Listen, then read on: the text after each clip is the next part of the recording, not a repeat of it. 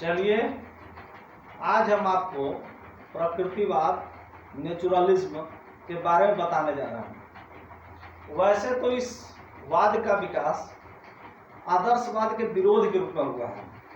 आदर्शवाद जहाँ ईश्वर की सत्ता को, परलोक को, प्रार्थना की शक्ति को स्वीकार करता है, वहीं पर यह प्रकृति से परे किसी भी चीज को, चाहे वह ईश्वर हो, परलोक हो, प्रार्थना की शक्ति हो, या किसी भी चीज को स्वीकार नहीं करता है। तो प्रकृतिवाद जो है यह पदार्थवाद या भौतिकवाद के विकसित रूप में इसे परिभाषित किया जा सकता है। पदार्थवाद जहाँ कहता है कि संसार की समस्त वस्तुएं पदार्थ से बनी हुई हैं, वहीं पर प्रकृतिवाद का कहना है कि जिस भी वस्तु के निर्माण में, रचना में मानव का योगदान नहीं है, वह प्रकृति है और ये सभी वस्तुएं प्रकृति में ही नष्ट हो जाती हैं, उसी में नष्ट हो जाती है, उसी से बनी है और उसी में मिल जाती हैं। तो प्रकृतिवाद में प्रकृति को एक पूर्ण वास्तविक के रूप में स्वीकार किया गया। उससे परे यहाँ पर किसी भी प्रकार का किसी भी चीज को स्वीकार नहीं किया, न जीवन से परे किसी बात को माना गया है, न परलोक को, न आत्मा को, न परमात्मा को, किसी को नहीं माना गया है। तो प्रकृति जो शब्द है, इसके तीन अर्थ में इसको स्वीकार किया जाता है। पहला इसका लगाया गया है कि यह क्या है, अंतः प्रकृति, इनर नेचर ऑफ थिंग। दूसरा है किसी वस्तु का प्राकृतिक या स्वाभाविक रूप, general and natural nature of thing. तथा प्रकृति का ब्रह्मांडिक रूप, कॉमिक नेचर, जिसके अंतर्गत कण कण के समस्त पारस्परिक जो संबंध है और गतिशीलता उसके कारण सम्मिलित है, मतलब अणु के कारण।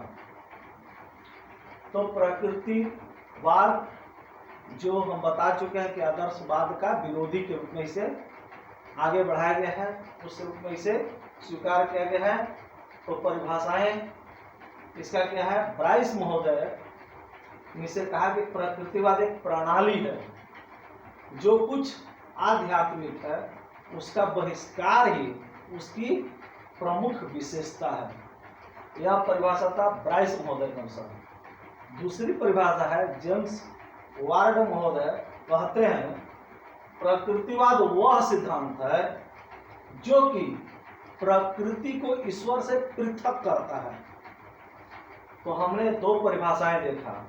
इसके अनुसार हम कह सकते हैं कि प्रकृतिवाद जो है यह भौतिक और रासायनिक नियमों के आधार पर मन, जीव, प्रकृति की व्याख्या करता है। चाहे जीवन में जो भी, प्रकृति में जो भी घटनाएं घट रही हैं, उसकी सहक्रिया का इसी के आधार पर वह अपनी बातों को व्याख्या करता है। तो चलिए प्रकृतिवाद का सिद्धांत पर चलते हैं कि प्रकृतिवाद का सिद्धांत क्या है। तो सर्वश्री थॉमस एवं लैंग के अनुसार इन्होंने जो इसके सिद्धांत दिया है उसको हम बताने जा रहे हैं। तो पहला इन्होंने कहा है कि विश्व एक बृहत मशीन है। दूसरा इनका कहना है कि वास्तविकता की व्याख्या केवल प्राकृतिक विज्ञानों द्वारा की जाती है। इन्होंने तीसरा कहा, कोई भी वस्तु न तो पूर्ण रूप से अच्छी है और न ही बुरी है। इनका चौथा विचार है, सिद्धांत है कि ज्ञान एवं सत्य का आधार केवल इंद्रिय अनुभवी है। इनका पांचवा सिद्धांत है, केवल विज्ञान ही वास्तविक ज्ञान है। छठा, विज्ञान की प्रक्रिया में मस्तिष्क के घटना है। यह उच्च कोटि के प्राणियों में अधिक विकसित नाड़ी मंडल का समूह है। सातवां, अपरिवर्तनीय प्राकृतिक नियम सभी घटनाओं को भली प्रकार स्पष्ट कर सकते हैं। आठवां इसका जो सिद्धांत है, नैतिक मूल प्रवृत्ति की बात हो, जन्मजात अंतरात्मा की बात हो, प्रलोक की बात हो, वैयक्तिक अमरता की बात हो, या चमत्कार संबंधी बात हो, ईश्वर की कृपा संबंधी बात हो, या इच्छा की स्वतंत्रता की बात हो, या प्रार्थना की शक्ति का बात हो, ये सभी इसके अनुसार भ्रम है। नौवां है प्रत्येक वस्तु प्रकृति से उत्पन्न होती है और उसी में विलीन हो जाती है। दसवां है मानव के सांसारिक जीवन की भौतिक दशाएं विज्ञान की खोजों एवं मशीनों के आविष्कारों द्वारा परिवर्तित कर दी जाती है।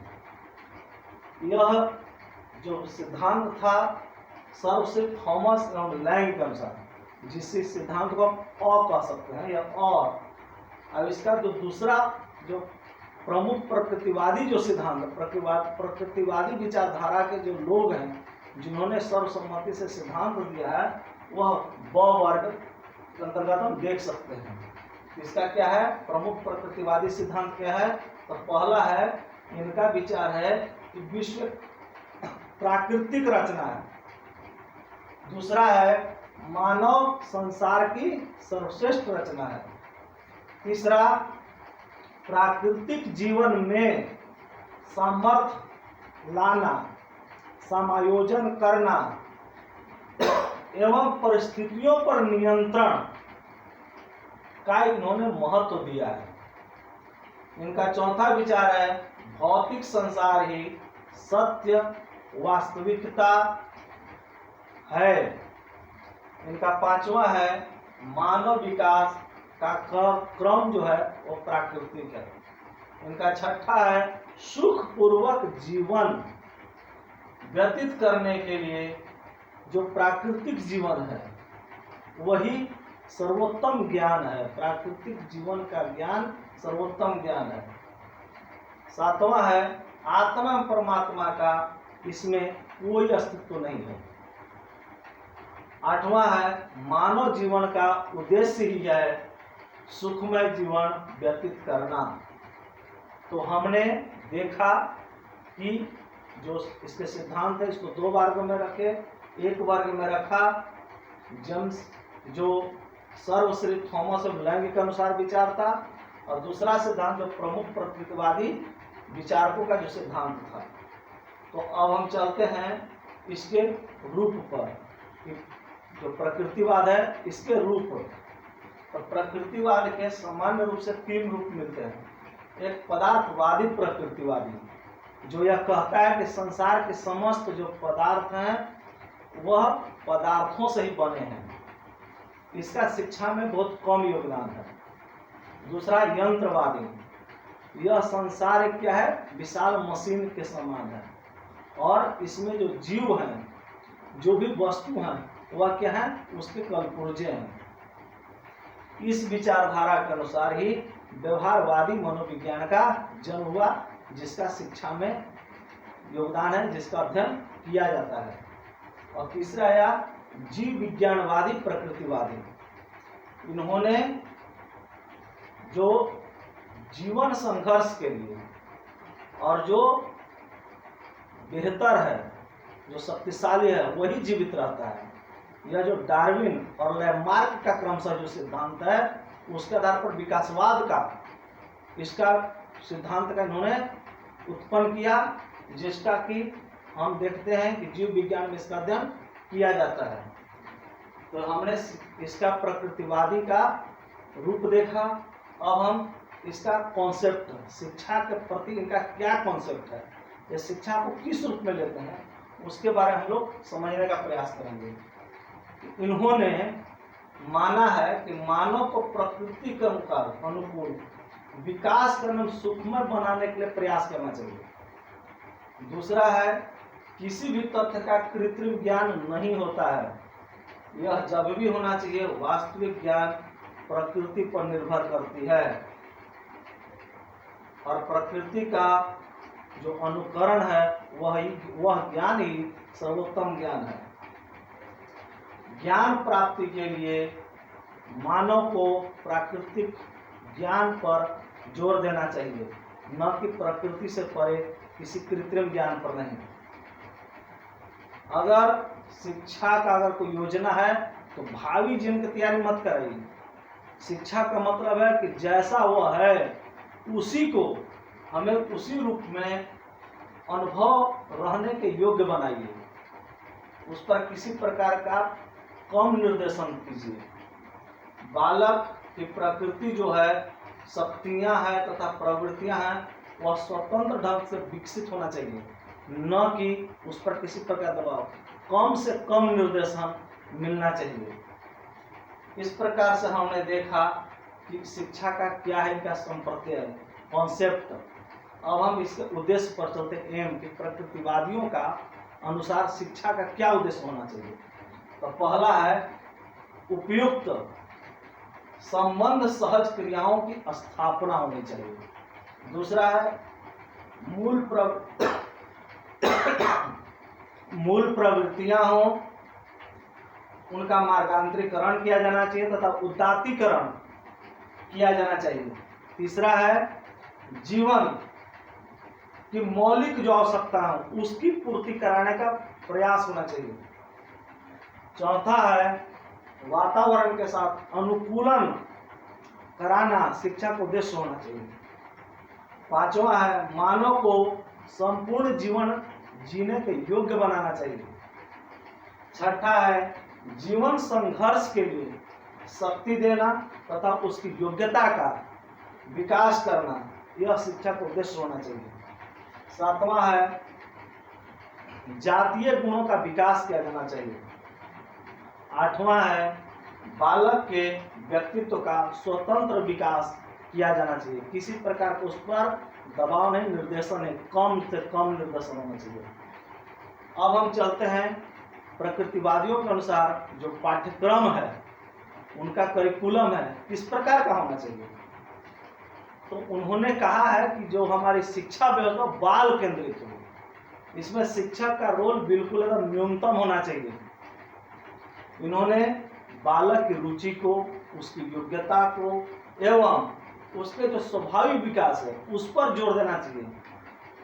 और उन्होंने जो अपना मनोवैज्ञानिक और जीवन रक्षा संबंधी विषय को इन्होंने प्राथमिकता दिया है। इनका मानना है कि धार्मिक शिक्षा व्यर्थ है देना। इन्होंने यौन शिक्षा को महत्व दिया है तथा इसे विधायक विज्ञान, इन्होंने विधायक विज्ञान का महत्व दिया है। इन्होंने मानवीय विषय के ज्ञान कराने पर कम जोर दिया है, इन्होंने उसका महत्व कम दिया है। इन्होंने प्राकृतिक विज्ञान का ज्ञान कराने पर ज्यादा महत्व दिया है। इन्होंने भौतिक विज्ञान, रसायन विज्ञान, जीव विज्ञान, वनस्पति विज्ञान, प्राकृतिक अध्ययन कराना, इसको उन्होंने प्रथम स्थान दिया है। यह प्रथम में होना चाहिए। अगला है इसके साथ साथ इन्होंने भाषा का ज्ञान, गणित का ज्ञान, राजनीति शास्त्र का ज्ञान, समाज शास्त्र का ज्ञान, खेलकूद को शामिल करना, सभा गोष्ठी करना, विचरण करना तथा स्वशासन, ये भी इन्होंने शिक्षा में पाठ्यक्रम के रूप में स्वीकार किया है। तो आज का मेरा इतना ही है।